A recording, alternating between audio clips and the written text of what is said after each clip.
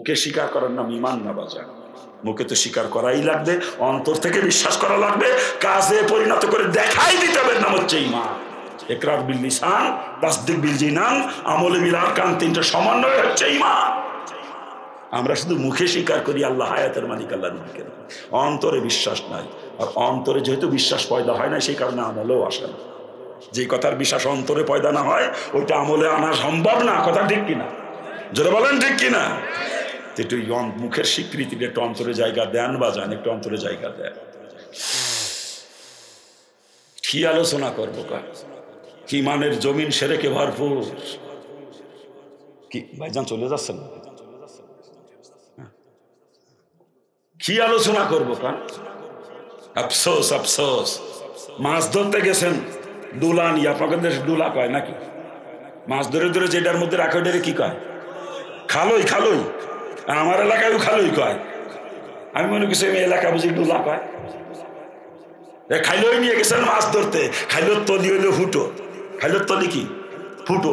সারাদিন সকালের থেকে সন্ধ্যে পর্যন্ত মাছ ধরবেন, খাইলোর মধ্যে রাখবেন। সন্ধ্যার সময় তো সব কটাই পাবেন নাকি? সন্ধ্যার সময় তো সব কটা পাবেন নাকি? হ্যাঁ, আজকে ঈমানের খালুর তলি ফুটো, আমলের মাছ পাবেন না, কিন্তু কোনো মূল্য নাই, কোনো মূল্য। মাছ ধরবেন সারাদিন, সন্ধ্যের সময় কিচ্ছু পাবেন না। কথা ঠিক না? জোরে বলেন ঠিক কিনা? ঈমান হলো এক। ঈমান কি?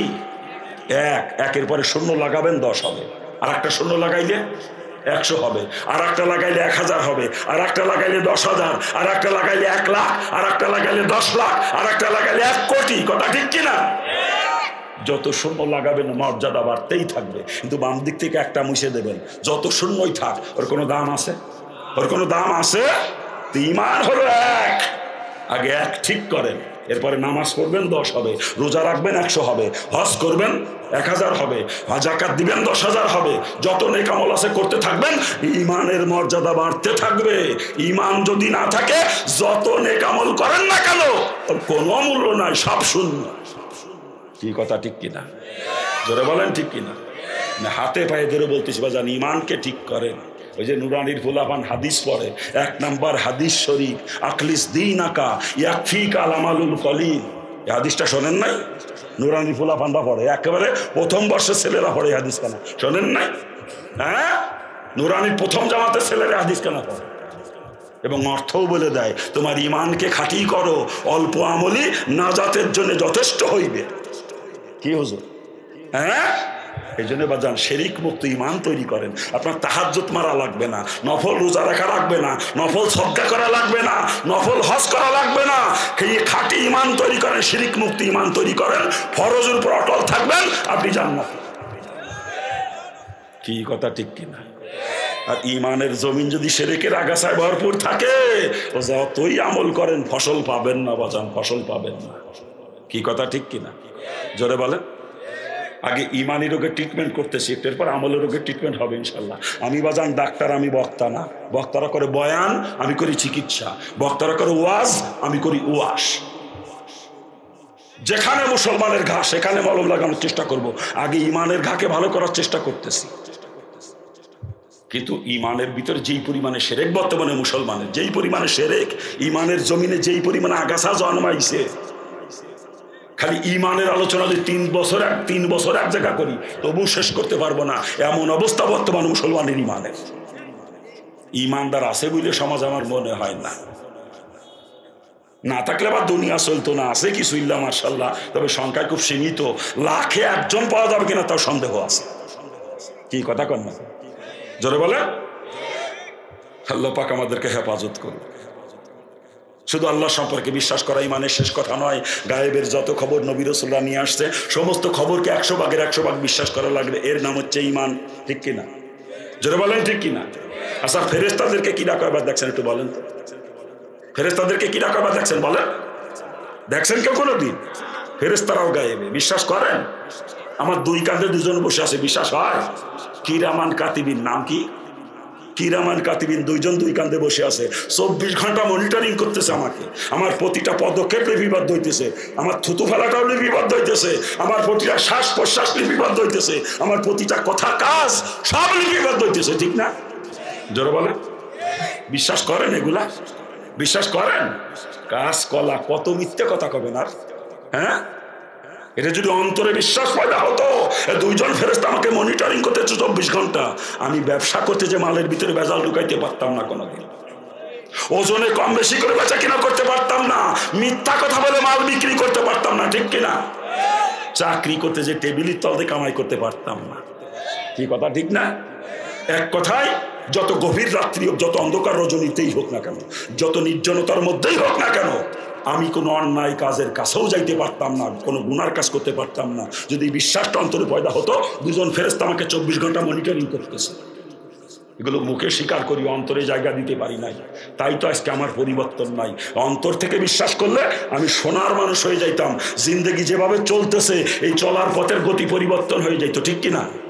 ওগুলো অন্তর থেকে বিশ্বাস করেছিলেন হযরত সাহাবায়ে কেরাম। তাই তো যেই মানুষটা ইসলাম গ্রহণের পূর্বে হায়াজ নেফাজের রক্ত পান করত, কত নিকৃষ্ট ছিল চিন্তা করেন। কথা হবে না, স্টেজের কাছে চিল্লাচিল্লি শুরু করছে। কোথায় রাখছি কথা? কানে আওয়াজ আসলে কথার লাইন ছুটে যায়। কত নিকৃষ্ট মানুষ ছিল যে হায়াজ নেফাজের রক্ত পান করতো। শুধু তাই না, নিজের জন্মদাতা, নিজের জন্ম দিয়েছে নিজে, ওই মেয়ের সন্তান হলে জীবন্ত অবস্থায় তাকে দাফন করতো নিজের হাতে। এত নিকৃষ্ট মানুষ ছিল। কি বলেন, আমাদের সমাজে করে নিকৃষ্ট মানুষ আছে? হ্যাঁ, মেয়েকে নিজের হাতে দাফন করে জীবন্ত অবস্থায়, ওরকম নিকৃষ্ট মানুষ বর্তমান সমাজে খুব কম। হায়াজ নেফাজের রক্ত পান করার মতো মানুষ বর্তমান সমাজে নাই, কথা ঠিক কিনা? কি জোরে বলেন? যেই মানুষগুলো ইসলাম গ্রহণ পূর্বে কত নিকৃষ্ট ছিল, একজনের উটে আর একজনের পুকুর থেকে পানি খাইছে, এই উটের পানি খাওয়া নিয়ে যুগ যুগ ধরে যুদ্ধ চলছে দুই গোত্রের মধ্যে। বাপ মারা যাওয়ার সময় ছেলেকে ওসিয়ত করে গেছে, আমি তো প্রতিশোধ নিতে পারলাম না, তুই নিবি। এত নিকৃষ্ট মানুষ ছিল তারা। আর ওই মানুষগুলোই ইসলাম গ্রহণ পরে যখন এইগুলো অন্তর থেকে বিশ্বাস করছে, তাদের জিন্দেগি রোগ পাল্টে গেছে, ওই মানুষগুলো সোনার মানুষ হয়ে গেছে। আমি আপনি যদি এগুলো অন্তর থেকে বিশ্বাস করতে পারতাম, আমার জিন্দগি পাল্টে যাইতে বাজান, যেভাবে চলতি সেভাবে চলতে পারতাম না, জিন্দগি রোগ পাল্টে যাইতো না, কি বলে? হ্যাঁ, যদি এগুলো মুখে স্বীকার করেন ঠিক আছে, একটু অন্তরে জায়গা দেন, দেখবেন আপনি পাল্টে গেছে, অটোমেটিক পাল্টে যাবেন আপনি। ওয়াজ নসিহত কিচ্ছু লাগবে না আপনার জন্য, অটোমেটিক আপনি জান্নাতি হয়ে যাবেন, কথা ঠিক কিনা? যেটা বলেন ঠিক কিনা? একটু অন্তরে জায়গা দেন না বাজান, এগুলো অন্তরে জায়গা দেন। কবরে তো কতবারই গেছেন আইছেন আপনারা নাকি? কবরে যান নাই কেউ কোনোদিন? কি কয়? তাহলে কবরও গাইবে নাকি? কয় কবর সম্পর্কে রাসূল কি বলেছেন? আল কবরু রাউযাতুম মিন রিয়াদিল জান্নাহ আল হুফরাতুম মিন হুফারিন নার। কবর কারো জন্য হবে জান্নাতের বাগান, কারো জন্য জাহান্নামের গর্ত। একজনের কবরের মধ্যে জান্নাতি ফরাশ বিছায় দেওয়া হবে আরামে ঘুমানোর জন্য, আবশিরু বিল জান্নাহ, জান্নাতের ফরাশ। আর একজনের কবরের মধ্যে রাসূল বলছেন বিচ্ছু দেওয়া হবে কামড়ানোর জন্য। বিচ্ছুর বিবরণ রাসূল দিয়েছেন, এক একটা বিচ্ছু উটের থেকেও বড় হবে। সাপ দেওয়া হবে ধ্বংস করার জন্য, 1 থেকে 99টা পর্যন্ত সাপ। এই সাপের বিষের বিবরণ দিকে রাসূল বলেছেন, সাপের সবলের কথা বলেন নাই, বলছেন সাপের নিঃশ্বাসের কথা। সাপের রাসূল বলেন যদি একটা সাপ কোনোদিন জমির উপর মাথা বের করে একটা নিঃশ্বাস ফেলতো, জমিনের বুকে যত প্রাণী আছে সব ধ্বংস হয়ে যাইতো, গাছপালা লতা পাতা কীট পতঙ্গ সব শেষ হয়ে যাইতো। আর কিয়ামত পর্যন্ত কোনোদিনও জমিনের বুকে ঘাসের বিষিও গজাইতো না। এগুলো দেখে আইছেন আপনারা? এগুলো দেখছেন? একজন কমপক্ষে 40,000 বছর ঘুমাবে আরামের বিছানায় জান্নাতি ফরাশে, আর একজন কমপক্ষে 40,000 বছর ওই সাপের কামড়ে বিচ্ছুর কামড়ে আযাবে গ্রেফতার থাকবে। এগুলো সব গায়েবী, কথা ঠিক কিনা? বিশ্বাস করেন? বিশ্বাস করেন? কাজ কলা যদি বিশ্বাস হতো যেভাবে চলতেছি এভাবে আমি চলতে পারতাম না, কি কথা ঠিক কিনা? যারা বলেন ঠিক কিনা? হাসরের ময়দান কায়েম হবে, যে ময়দান সম্পর্কে রাসূল বলেছেন 50,000 বছরের সমান একটা দিন হবে। আজকে সূর্য 9,30,00,000 মাইল দূর থেকে তাপ দিচ্ছে। সূর্যের 13টা মুখের মধ্যে 12টা মুখ উপরের দিকে আজকে একটা মুখ দিয়ে জমিনে তাপ দেয়। রাসূল বলেন সূর্যের উপর আজকে 70,000 ফেরেশতা বরফ ছিটাইতেছে সূর্যের তাপকে কমানোর জন্য। এরপরও গরমের দিন সহ্য করতে পারি না, 10 মিনিট যদি কারেন্ট না থাকে উতলা হয়ে যায় আমরা, ঠিক না? জোরে বলেন। আর রাসূল বলেন কাল হাসরের ময়দানে সূর্য থাকবে মাত্র আধা হাত মাথার উপরে। সূর্যকে সেদিন উল্টায় দেওয়া হবে। আজকে একটা মুখে তাপ দিচ্ছে, সেদিন 12টা মুখে সূর্য তাপ দিবে। সূর্যের মোট মুখ 13টা, আজকে 12টা উপরের দিকে, একটা নিচের দিকে। সেদিন উল্টায় দেওয়া হবে সূর্যকে। রসুল বলেন সেদিন সূর্যের উপরে কেউ পানিও ছিটাবে না। কি পরিমাণে তাপ হবে একটু চিন্তা করেন। রসুল বলেন সেদিন সূর্যের তাপের চোটে জমিন পুড়ে তামার মতো টকটকে লাল হয়ে যাবে, মানুষের মাথার খুলিগুলো টাস টাস করে বাস্ট হয়ে যাবে আসরের ময়দানে। ভাত উৎপাইলে যেরকম পাতিলে চতুর্দিক দিয়ে মাড় বেয়ে বেয়ে নামে মাড়, ওরকম মানুষের মাথার মগজ গুলি গুলি বেয়ে বেয়ে নামতে থাকবে আসরের ময়দানে। আর ওই সময় এক শ্রেণীর মানুষ আল্লাহ পাকের আশাজিমে ছায়ায় বসে আল্লাহ পাকের মেহমানদারি গ্রহণ করবে। আল্লাহ পাকের মেহমান তারা, আল্লাহ পাক তাদেরকে মেহমানদারি করাবে। সর্বপ্রথম আল্লাহ পাক নাস্তা দিবে মাছের কলিজা ভুনা দিয়ে। রসুলের হাতে হাউজে কাউসার পান করানো হবে এদেরকে, যারা আশাজিমে ছায় জায়গা পেয়ে যাবে। আর ওই দিনে আযাব থেকে বাঁচার একমাত্র রাস্তা আল্লাহ পাকের আশাজিমে ছায় জায়গা পাওয়া। কথা ঠিক কিনা? জোরে বলেন ঠিক কিনা? বিশ্বাস করেন এগুলা? কাজ কলা যদি বিশ্বাসী হইতো তাহলে যেই 7 শ্রেণীর মানুষ আশাজিমে ছায় জায়গা পাবে, আমিও তাদের মধ্যে একজন হয়ে যাইতাম। কই সে চেষ্টা তো আমাদের মধ্যে নাই। এগুলো মুখে স্বীকার করি, ওলামায়ে কেরাম কয় শুনে শুনে মুখে স্বীকার করি, অন্তরে বিশ্বাস পয়দা হয় নাই। অন্তরে যদি বিশ্বাস পয়দা হতো আমি থাকতাম না, আমার চলার গতি পরিবর্তন হয়ে যাইতো। ঠিক কিনা? কি জোরে বলেন ঠিক কিনা? এরপর একটা ব্রিজ পার হওয়া লাগবে, ব্রিজ। আপনাকে ময়মনসিংহ ব্রিজের মতো না, যমুনা সেতুর মতো না, পদ্মা সেতুর মতো না। ও ব্রিজের বিবরণ রাসূল হাদিসের ভিতর দিয়েছেন।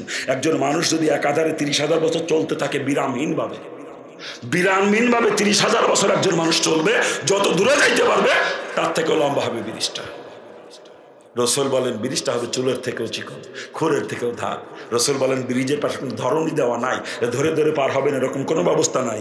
রসুল ওই জায়গাটার সম্পর্কে বলেন জায়গাটা হবে অমাবস্যা রাত্রির থেকেও বেশি অন্ধকারাচ্ছন্ন। একটু চিন্তা করেন তো বিষয়টা নিয়ে।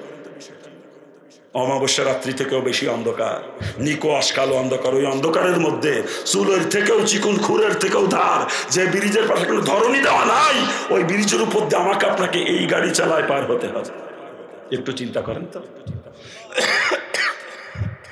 বাজান, ওই ব্রিজ কেউ নিজের ইচ্ছায় পার হতে পারবে না, কেউ না, কসম খোদার। কোন নবী রাসূলও পার হতে পারবে না নিজের ইচ্ছায়। ইহা তককে জনাবে মুহাম্মদুর রাসূলুল্লাহ সাল্লাল্লাহু আলাইহি ওয়াসাল্লাম ওই ব্রিজ নিজের ইচ্ছায় পার হতে পারবে না। আল্লাহ পাক যাকে কুদরতের সাহায্যে পার করবে সেই ওই ব্রিজ পার হয়ে ওপারে পৌঁছাবে। যে ওপারে পৌঁছে গেল সে জান্নাতি, আর যে ব্রিজ পার হতে পারবে না সে জাহান্নামী। চিৎকার দিয়ে বলেন নাউজুবিল্লাহ। ও ব্রিজ তো কতবারই পার হয়েছেন আপনারা, নাকি কি পার হন নাই কেউ কোনোদিন? দেখছেন তো নাকি?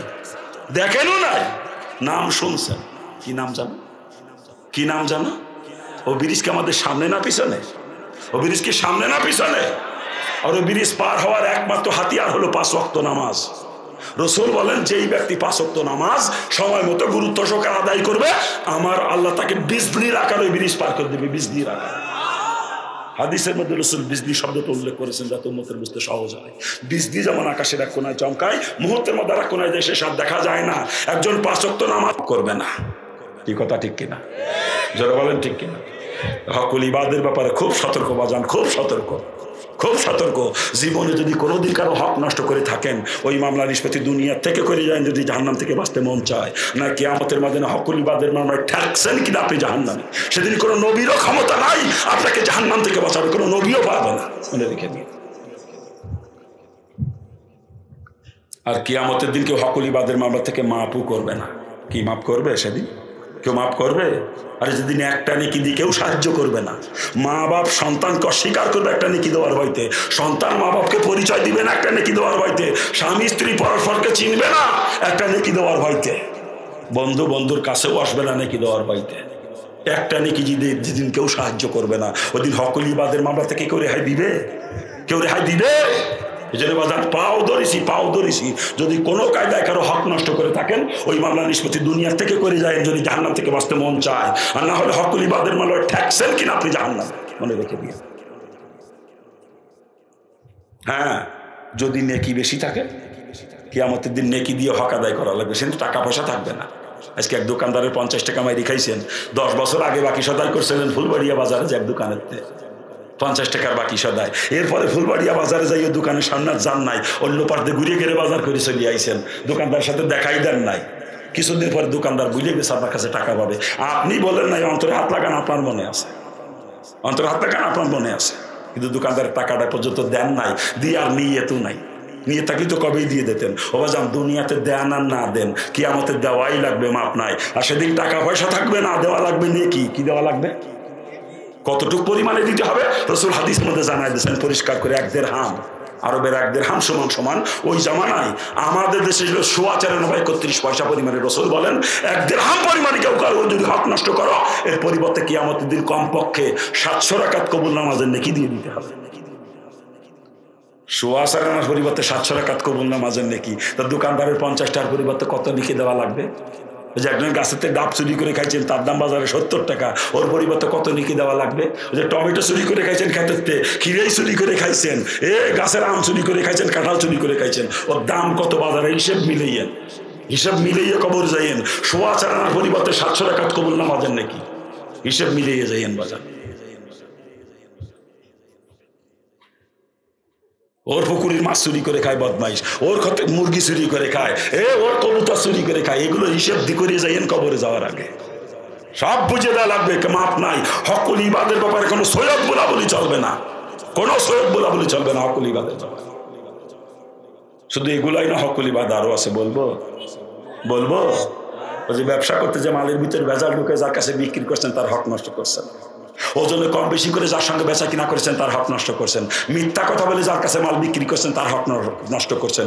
চাকরি করতে যাইয়ে বেতন যা পাইছেন ওইটা আপনার হক, কিন্তু সই করার জন্য টেবিলের তলে যত লোকের কাছে টাকা আনেছেন প্রত্যেকের হক নষ্ট করছেন। ওগুলো ফেরত দিয়ে মাপ চান, আর যদি ফেরত দেওয়ার ক্ষমতা না থেকে পাও যারা ধরে মাপ চাই নেন। যদি ওরা মাপ করে জাহান্নাম থেকে বাঁচতে পারবেন, আর না হলে ডাইরেক্ট জাহান্নামে আপনি, ডাইরেক্ট, কোনো নিস্তার নেই। কোনো নবীও আপনাকে বাঁচাইতে পারবে না, মনে রেখে দিয়ে। শুধু এগুলাই না, হকুল ইবাদ আরো আছে, বলবো। ওই যে গরু পালেন, গরু মাঠে নিয়ে গরু বাঁধে নামতে তেল মাহাইয়া, আপনি বাইন দিতে সত্যি পারেন আর একজনের ফসল খাইছে উঠে যাইয়ে, যত লোকের যত ফসল খাইছে ওর দাম হিসেব করে রাখেন, সব দেওয়া লাগবে আপনার। ওগুলো হকুল ইবাদ। আজকে বড় লোকের গোষ্ঠী খাসি কোরবানি দেয়, কোরবানির 6 মাস আগে 1300 টাকা দিয়ে খাসি এটা কিনে নিয়ে আসে, দেখা দিলি হয়ে যায়। 6 মাস খাওয়ায় সাইডে দিয়ে মানসির ফসল খাওয়াই তেলালা খাসি বানায় কোরবানি দেয়। ওই খাসির গায়ে যে তেল আছে ওতে শুয়োরের গায়ে তেল বেশি আছে, তুই শুয়োর কোরবানি দিস। পরের ফসল খাওয়ায় খাসি তেলালা খাসি বানায় কোরবানি, আরো বিয়াক্কেল কোথাকার। যত লোকের যত ফসল তোর খাসিতে খাইছে ও সব তোর বুঝে দিতে হবে। এগুলো হকুল ইবাদ। মুসলমানের জন্য হাঁস মুরগি ছাড়ি দিয়ে পালা হারাম, জায়েজ নাই, হারাম একেবারে। হাঁস মুরগি ছাড়ি দিয়ে পালা হারাম।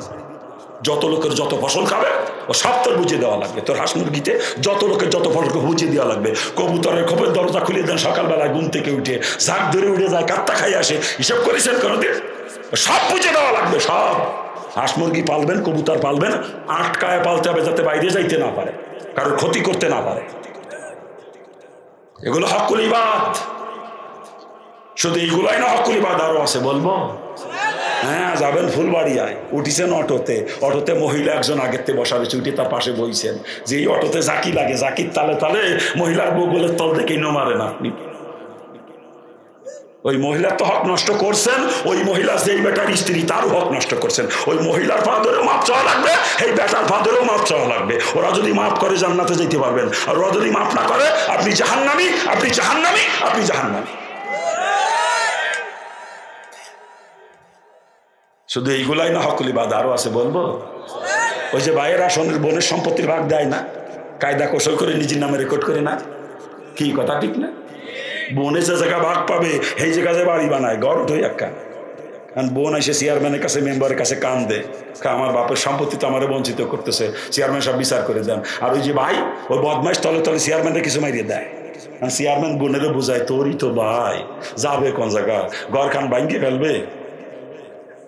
চেয়ারম্যান তলে তলে কিছু খাইয়ে ওই ভাই পক্ষে রায় দেয় বিচারের, কথা ঠিক না? জোরে কান ঠিক কিনা? আজকে শরীকের সম্পত্তি ফাঁকি দিয়ে খাইতে বদমাইশ মুসলমানের গোষ্ঠী, শরীকের সম্পত্তি ফাঁকি দিয়ে খাইতেছ, জাহান্নামের আগুন দিয়ে উদর ফুর্তি করতেছ, জাহান্নামের আগুন দিয়ে মনে রেখে দিও।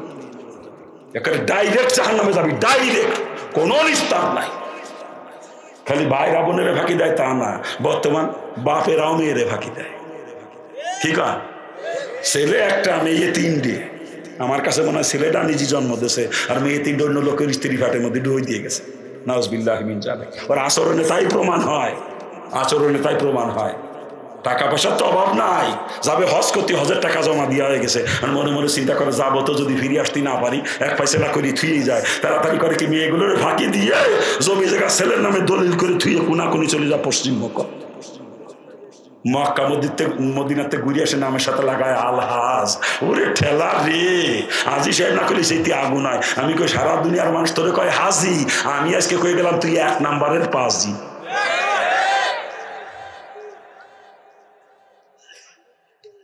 সম্পত্তির মিরাজ বন্টন করেছে কে? আল্লাহ কোরআনে পাকে ভাগ করে দিয়েছে কার সম্পত্তি কে কতটুকু পাবে। এই আল্লাহর ভাগ, কোরআনের ভাগের পছন্দ হয় নাই, ও আল্লাহর উপর দিয়ে মাতবরি করেছে বদমাইশ। কোরআনের ফয়সালা অস্বীকার করে মেয়েকে ফাঁকি দিয়ে ছেলের নামে দলিল করে দিয়েছে সম্পত্তি। চিন্তা করতে পারেন? আর কোরআনের একটা ফয়সালাকে অস্বীকার করে, তার কি ঈমান আছে? তার ঈমান আছে? আর যার ঈমান নাই সে কি? যার ঈমান নাই সে কি? ওটা বিনা দলিলে কাফের জায়গার কোনো দলিলের দরকার নাই। কোরআনের ফয়সালা অস্বীকার করে বদমাইশ কাফের হয়ে গেছে হজ করতে। এই কাফের হজ কিসের? এই কাফের হজ কিসেরা?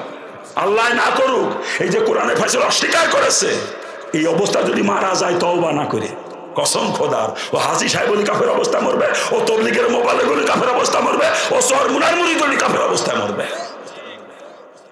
এই যে কোরআনের ফয়সালা অস্বীকার করেছে, এটা তওবা না করে যদি মারা যায়। আর এটা তওবা কিন্তু আস্তাগফিরুল্লাহ বললে হবে না। ওই যে পোলার নামে সম্পত্তি দলিল করে দিছে, ওই পোলার পা ধরে পোলার কাছ থেকে মেয়ের অংশ ফিরিয়ে নিয়ে মেয়েটা মেরে বুঝিয়ে দেওয়া লাগবে, এটা তওবা হলো। এইটা যদি সংশোধন করে তওবা করে মরতে পারে, ঈমান নিয়ে মরার আশা আছে, নাহলে কসম খোদা ওটা বেঈমান অবস্থায় কাফের অবস্থায় মরবে, কাফের অবস্থায়, কসম খোদা।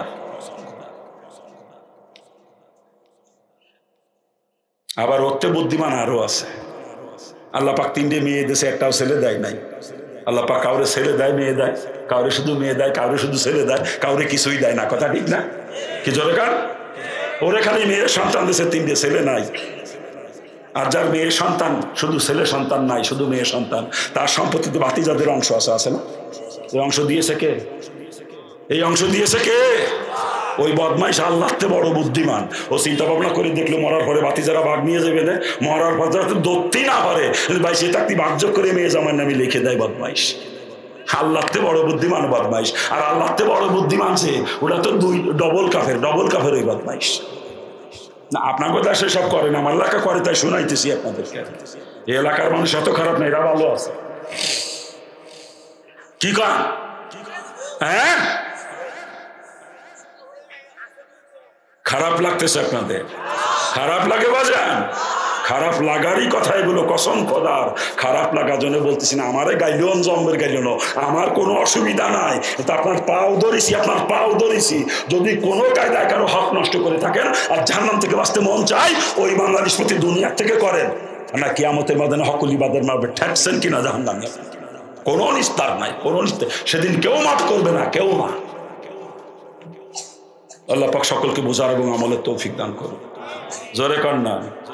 ওদিন যে পর্দা উজু করে করে বেরোয় যাচ্ছে, পর্দার তলতে গেলি তো আল্লাহ পাক দেখে না। কি কর? আল্লাহ তো দেখতেছে না, যারা ওই পাশে চলে যাচ্ছে পর্দার ওই পাশে দেখে আল্লাহ। হ্যাঁ, ও বাজান, আলোচনা করতেছিলাম আল্লাহর হক আর বান্দার হক, এটা নিয়ে বলতেছিলাম নামাজ পড়ি না, আল্লাহ পাকের হক নষ্ট করছি, মাপ চাওয়ার মতো চাইতে হলো আল্লাহ মাফ করবেন। আমার আলোচনা ছিল তারও আগে বাজান, ওই যে পুলসেরাত পার হওয়ার একমাত্র হাতিয়ার 5 ওয়াক্ত নামাজ, ঠিক কিনা? জোরে বলেন ঠিক কিনা? আর পুলসেরাতের যে জাহান্নাম, পুলসেরাতের ওপারে হলো জান্নাত। ওই জান্নাতের না যান নিয়ামত কেউ দেখি নাই, শান্তি দেখি নাই, জাহান্নামের শাস্তি আযাব আর গজব কেউ দেখি নাই। দেখছি সব গায়েবে, সব গায়েবে। যে গায়েবের সম্পর্কে যত খবর নবী রাসূলুল্লাহ নিয়ে আসছে, এই খবরগুলোকে 100 ভাগের 100 ভাগ বিশ্বাস করা লাগবে, নাম হচ্ছে ঈমান। আর এই গায়েবের সম্পর্কে, গায়েবের যে খবর নবী রাসূলুল্লাহ নিয়ে আসছে, এ সম্পর্কে যারা পরিমাণ সন্দেহ যদি আমার অন্তরে থাকে, আমি বেঈমান, আমি বেঈমান, আমি বেঈমান। কি কথা ঠিক কিনা? এগুলো 100 ভাগের 100 ভাগ বিশ্বাস করা লাগবে, তবেই আপনি ঈমানদার। আর যারা এগুলা বিশ্বাস করে তারা হলো ঈমানদার। ঈমানদারদেরকে ডাক দেওয়া কয় মুসলমান না হয়ে মরে না। তাহলে মুসলমান কারে কয় বোঝা দরকার না? কি বোঝা দরকার না?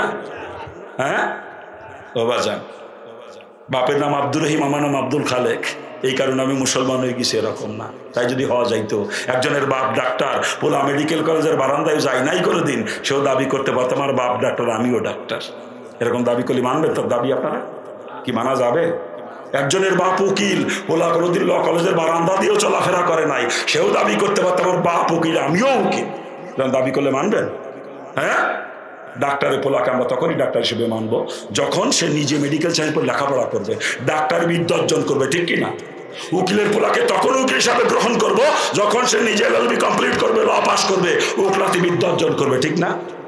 ঠিক তদ্রূপ মুসলমানের ঘরে জন্ম নিয়েই মুসলমান হিসেবে দাবি করা চলবে না। মুসলমান হিসাবে দাবি করতে গেলে নিজেকে মুসলমান অর্জন করতে হবে।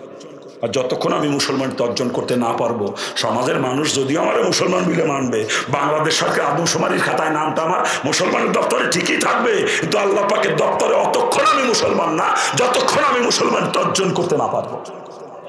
কি বলেন, ঠিক কিনা? যিনি মুসলমানের ঘরে জন্ম নিয়ে মুসলমান হওয়া যায় না, জন্মসূত্রে ধর্ম পাওয়া যায় না। জন্মসূত্রে ধর্ম পাওয়া যাইতো নূহ আলাইহিস সালামের বেটা কেনান মুসলমান হইতো, আর আজরের বেটা ইব্রাহিম আলাইহিস সালাম মূর্তি পূজক হইতো। কি কথা ঠিক না? জোরে বলে। জন্মসূত্রে ধর্ম পাওয়া যায় না, ধর্ম নিজেকে অর্জন করে নিতে হয়। কথা ঠিক কিনা? জোরে বলেন, ঠিক কিনা? আবার গরু খাই জন্মের খাওয়া, এই কারণে আমি মুসলমান হয়ে গেছি তাও না। আরে গরু খাইলে যদি মুসলমান হওয়া যাইতো, শকুনই তো সব থেকে বড় মুসলমান। কারণ আমি আর আপনি কত মশলাপাতি দিয়ে সিদ্ধ করে রান্না করে খাই গরু, নরম বানাইয়ে, তারপরে পেটের মধ্যে যে কতজনের কত অসুবিধা ঘটায়, কারো অ্যালার্জি সাথে, কারো গ্যাস, কারো আবার প্রেশারে ধাক্কা মারে, কারো গ্যাস বাড়ে, কারো রাম সাথে, কারোর কষা হয় না। কি কান জোরে বলে? রান্না করে নরম বানায় খায়, তারপরেও কত অসুবিধা ঘটায়।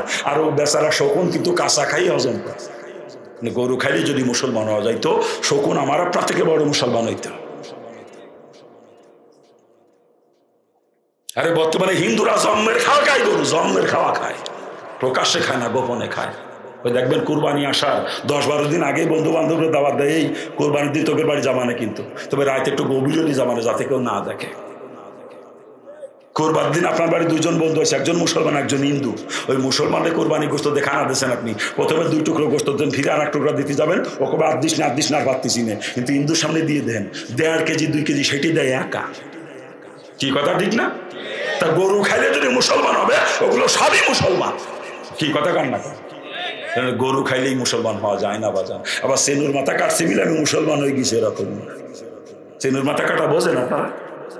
আরবিতে বলে সুন্নতে খতনা, বাংলায় কয় মুসলমানি। আপনাদের দেশে কি কয়? মুসলমানই কয়। আমার এলাকায় মুসলমানই কয়, কিন্তু গ্রাম এলাকায় দেখছি গ্রাম্য মহিলারা গ্রাম্য বসায় সেনুর মাথা কাটা। একদিন দিয়ে এক পুকুর ঘাটে 3 মহিলা এক জায়গায় না কোয়া বলা করতেছে, অমুকির ফোলা সেনুর মাথা কাটছে, অমুকির ফোলা সেনুর মাথা কাটছে। আর আমার কাছে শুনতে খুব মজা লাগছিল কথাটার জন্য আমি কই আর কি। বর্তমান ডাক্তাররা পরীক্ষা নিরীক্ষা করে পাইছে যে পুরুষের শরীরে বর্তমানে এমন কিছু রোগের সৃষ্টি হচ্ছে যার একমাত্র ট্রিটমেন্ট হলো খতনা, এর বিকল্প আর কোনো চিকিৎসা নাই। এই জন্য বর্তমানে ডাক্তারের পরামর্শ মোতাবেক অনেক হিন্দু বৌদ্ধ খ্রিস্টানরাও খতনা করাইতেছে রোগের থেকে মুক্তি পাওয়ার জন্য, ঠিক না? তা খতনা করাইলে যদি মুসলমান হবে, তাহলে ওগুলো সবই মুসলমান।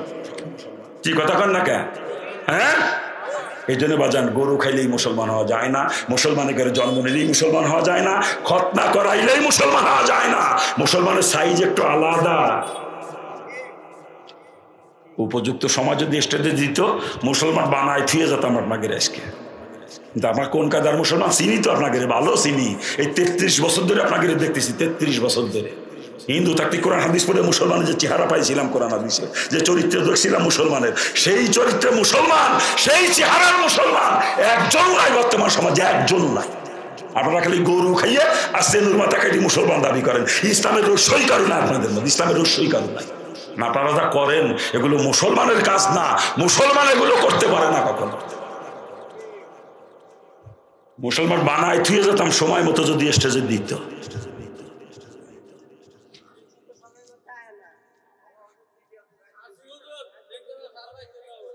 ওই যে উঠে উঠে চলে যাচ্ছে মানুষ, তাহলে মুসলমান কারে কয় আলোচনা করবো না বাদ দেবো? আলোচনা করবো না বাদ দেবো? ও বাজান, মুসলমান ওই ব্যক্তি যার ঈমান আছে, নেক আমল করে, সেই হচ্ছে মুসলমান। ইন্নাল্লাযিনা আমানু ওয়া আমিলুস সলিহাত, এই 2টা গুণ যার মধ্যে আছে সেই হচ্ছে মুসলমান। আর এরাই যাবে জান্নাতে, আর কেউ না, আর কেউ না। এদের সম্পর্কে আমার আল্লাহ পাক কোরআনে পাকে বিভিন্ন জায়গায় বিভিন্ন রকম খোঁজ খবরই শুনাইছেন। এক জায়গায় বলতেছেন কানাত লাহুম জান্নাতুল ফিরদাউসি নুজুলা, আর এক জায়গায় বলতেছেন জান্নাতুন তাজরি মিন তাহতিহাল আনহার। এরকম বিভিন্ন খোঁজ খবরই এদের সম্পর্কে আল্লাহ পাক শোনাইছেন, যাদের দুইটা গুণ আছে, যার ঈমান আছে, নেক আমল করে, এরাই শুধু জান্নাতে যাবে, আর কেউ না। আর এরাই হলো মুসলমান। এরা কি? মুসলমান। নেক আমল কারে কয় এইটা বোঝার বিষয়। যার ঈমান আছে, নেক আমল করে, সে মুসলমান। তাহলে নেক আমল কারে কয়? ঈমান সম্পর্কে কিছুটা ধারণা দিছি আপনাদেরকে। নেক আমল কারে কয় শোনেন একটু বাজান। আমরা মনে করি নামাজ পড়া, রোজা রাখা, হজ করা, যাকাত দেওয়া, দান সদকা করা, জিকির আজগার করা, এগুলো নেক, কোরআন তেলাওয়াত করে, এগুলো নেক আমল, ঠিক না? এগুলো তো অবশ্যই নেক আমল, কোনো সন্দেহ নাই। কিন্তু শুধু এইগুলাই নেক আমল নয়।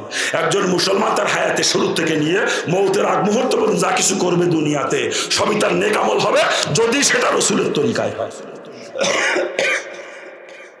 এক কথায়, যেই কাজের মধ্যে রাসূলের তরিকা আছে, ওটা রাসূলের তরিকায় করলে নেক আমল হবে। আর রাসূলের তরিকার খেলাফ হলে ওটার নামই আল্লাহ পাকের নাফরমানি। কি কথা ঠিক কিনা? উদাহরণ দেবো একটু। আমরা পায়খানা প্রস্রাব করাকে সব থেকে খারাপ কাজ মনে করি দুনিয়ার মধ্যে, কি ঠিক না? এই পায়খানা প্রস্রাব রাসূলের তরিকায় হলে এটা নেক আমল হয়ে যায়। পায়খানা প্রস্রাব দ্বারা লক্ষ লক্ষ নাকি মুসলমান আমলনামায় জমা হয়। কিয়ামতের দিন পায়খানা প্রস্রাব মুসলমানকে জান্নাতে নিয়ে পৌঁছে দেয়। আর পক্ষান্তরে নামাজ যদি রাসূলের তরিকার খেলাফ হয়, নামাজ আল্লাহ পাকের নাফরমানি হয়, ওই নামাজ মুসলমানকে জাহান্নামে নিয়ে পৌঁছে দিবে। কি কথা ঠিক কিনা? জোরে বলেন। আবারও বুঝতে হবে কথাটা, যেই কাজের মধ্যে রাসূলের তরিকা আছে, রাসূলের তরিকায় করলে সেটা ইবাদত হবে, নেক আমল হবে। রাসূলের তরিকার খেলাফ হলে ওইটার নামই আল্লাহ পাকের নাফরমানি। কথা ঠিক কিনা? আর একটা কথা স্মরণ রাখতে হবে বাজান, যেই কাজের মধ্যে রাসূলের তরিকা নাই, রাসূল যেটা কোনোদিন করেন নাই বা করতে বলেন নাই, ওইটাকে কোনোদিন নেক আমল বানানো সম্ভব না। ওটা ডাইরেক্ট নাফরমানি, মুসলমানটার কাছেও কখনো যাইতে পারে না, ঠিক কিনা? জোরে বলে বাজান। থুতু ফেলাও নেক আমল যদি রাসূলের তরিকায় হয়, কথা ঠিক না? আর এমন কোনো সেক্টর মানুষের জিন্দগিতে নাই যেই সেক্টরের মধ্যে আমার রাসূলের তরিকা নাই। কি আপনারা কি বলেন কথা? হ্যাঁ, রাসূলের তরিকার খেলাফ কোন সেক্টরই নাই একজন মানুষের জিন্দগিতে। থুতু ফেলার মধ্যে কি রাসূলের তরিকা আছে? মাথার চুল কাটা সেটার মধ্যে, গোপদাড়ি কাটা সেটার মধ্যে, কান পরিষ্কার করার মধ্যে, দাঁত মাজার মধ্যে, বগলের নিচের পশম, নাভির নিচের পশম পরিষ্কার করার মধ্যে, হাতে পায়ে নখ কাটার মধ্যে, পোশাক পরিচ্ছদের মধ্যে এমন কোন সেক্টর মুসলমানের জিন্দগিতে নাই যেই সেক্টরে রাসূলের তরিকা নাই, ঠিক কিনা? যারা বলেন ঠিক কিনা? আপনারা বলেন, খানা খাওয়ার মধ্যে কি রাসূলের তরিকা আছে? হ্যাঁ, পায়খানা প্রস্রাবের মধ্যে, ঘুমানোর মধ্যে, ব্যবসার মধ্যে, চাকরির মধ্যে, কৃষিকাজের মধ্যে, বিবাহ শাদীর মধ্যে, স্ত্রীর সঙ্গে মিলামিশার মধ্যে, সন্তান লালন পালনের মধ্যে, প্রতিবেশীর সঙ্গে আচরণের মধ্যে, আত্মীয়দের সঙ্গে আচরণের মধ্যে, বিধর্মীদের সঙ্গে আচরণের মধ্যে আমার কোন সেক্টর একজন মানুষের জিন্দগিতে নাই সেই সেক্টরের মধ্যে আমার রাসূলের তরিকা নাই। আর এই সর্ব সেক্টরে রাসূলের তরিকা ইখতিয়ার করে যে চলে, সাথে যার ঈমান আছে, সেই হচ্ছে মুসলমান। এক কথায়, মুসলমানের জিন্দগি চলবে রাসূলের তরিকায়। সুন্নাত তরিকার খেলাফ মুসলমান জীবনে কিছু করতে পারে না। কথা ঠিক কিনা? যারা বলেন ঠিক কিনা? যার ঈমান আছে, সুন্নাত তরিকায় জিন্দগি চলে, সেই হচ্ছে মুসলমান। কি কথা ঠিক কিনা? যারা বলেন ঠিক কিনা? না, আমরা তো লম্বা চড়া দাবি করি মুসলমান মিলে, সুন্নাত তরিকার বালাইও আমাদের মধ্যে নাই। কি কথা ঠিক না? ব্যবসা করি ইহুদি নাসারার মতো, চাকরি করি খ্রিস্টানের মতো, কৃষিকাজ করি অরিফদের মতো, খানা খায় হায়ান জানোয়ারের মতো, পায়খানা প্রস্রাব করি কুত্তার মতো। কি কথা ঠিক না? কুত্তাও খাড়ায় খাড়ায় মতে, মুসলমানের বাচ্চারাও খাড়ায় খাড়ায় মতে। আল্লাহ মাফ করুক, আল্লাহ মাফ করুক। আল্লাহ পাক যত জানোয়ার সৃষ্টি করছে দুনিয়াতে, কোন জানোয়ারকে দেখছেন কোনদিন বসে পায়খানা প্রস্রাব করছে? জানোয়ারের মাজার মধ্যে, হাঁটুর মধ্যে এত সুন্দর কবজা আল্লাহ তাআলা দেয় নাই যে ইচ্ছা মতো বসতে উঠতে পারবে। জানোয়ারকে আল্লাহ পাক সৃষ্টি করেছে দাঁড়ায় পায়খানা প্রস্রাব করার জন্য। আর মানুষের মাজার মধ্যে, হাঁটুর মধ্যে কবজার সিস্টেম, মানুষ বসে পায়খানা প্রস্রাব করবে, ইচ্ছা মতো বসতে উঠতে পারে এই জন্য। এই কথা ঠিক না? আল্লাহ কয়, লাইন শাকারতুম লাযিদান্নাকুম, নিয়ামত দিয়েছি আমি, শুকরিয়া আদায় কর, নিশ্চয়ই নিয়ামতকে আমি বাড়িয়ে দেবো। তোর মাজার মধ্যে, হাঁটুর মধ্যে কবজা দিছি আমি আল্লাহ, তুই বসে পায়খানা প্রস্রাব করবি। যদি বসে পায়খানা প্রস্রাব করিস, আমার নিয়ামতের শুকরিয়া আদায় করা হবে, আমি তোকে সারা জীবন সুস্থ রাখবো, সারা জীবন। ওয়ালাইন কাফারতুম, যদি নিয়ামতে না শুকরিয়া করো, ইন্না আযাবি লাশাদীদ, কঠিন আযাব দিয়ে ধরবো। তুই দাঁড়ায় দাঁড়ায় খাড়া খাড়া মুত্রি কুত্তার মতো আমার নিয়ামতে না শুকরিয়া করবি, দেখ কেমন থাকে। মাজার মধ্যে, হাঁটুর মধ্যে এমন ব্যথা দিয়েছে আল্লাহ, বদমাইশ উঠতেই বসতেও পারে না। কি কথা ঠিক কিনা? জোরে কান ঠিক কিনা? এই যারা মসজিদে এসে দেখবেন চেয়ারম্যান সাজে, বর্তমান মসজিদে এসে চেয়ারম্যান সাজে, কি আছে না আগ্রহ? এমনি রাস্তা দিয়ে ডন কষে বেড়ায় সকাল বিকেল দুই বেলা ডন কষে, সকালে 40 মিনিট বিকেলে 40 মিনিট ডন কষে রাস্তা দিয়ে। কি কন? ওই সময় মাজার মধ্যে হাঁটুর মধ্যে সমস্যা নাই। বাজার করতে যাচ্ছে ব্যাগ নিয়ে, বাজার করে 33 কেজি ওজনের ব্যাগ হাতে নিয়ে চলে আসতেছে বাড়ি, কোনো সমস্যা নাই। বাড়িতে একটা মসজিদ পর্যন্ত আসে, তাতেও কোনো সমস্যা নাই। কিন্তু মসজিদে এসে মাজার মধ্যে হাঁটুর মধ্যে বড় ব্যারাম হয়, ও বদমাইশ চেয়ারম্যান সাজে মসজিদে এসে। কি আপনার এলাকা আছে নাকি? এই মসজিদে চেয়ার আছে? এখনো এলাকা মসজিদে চেয়ার আছে? হ্যাঁ, আল্লাহ তাআলা মাফ করুক, আমাদেরকে আল্লাহ মাফ করুক। এই চেয়ারে বসে নামাজ পড়ার হতো কোন মূর্তি সাহেব দেশে, এই মূর্তিরে নিয়ে আসেন দিয়ে আমার কাছে, তার মাছ পড়া শিখেই তুই যায়। হ্যাঁ,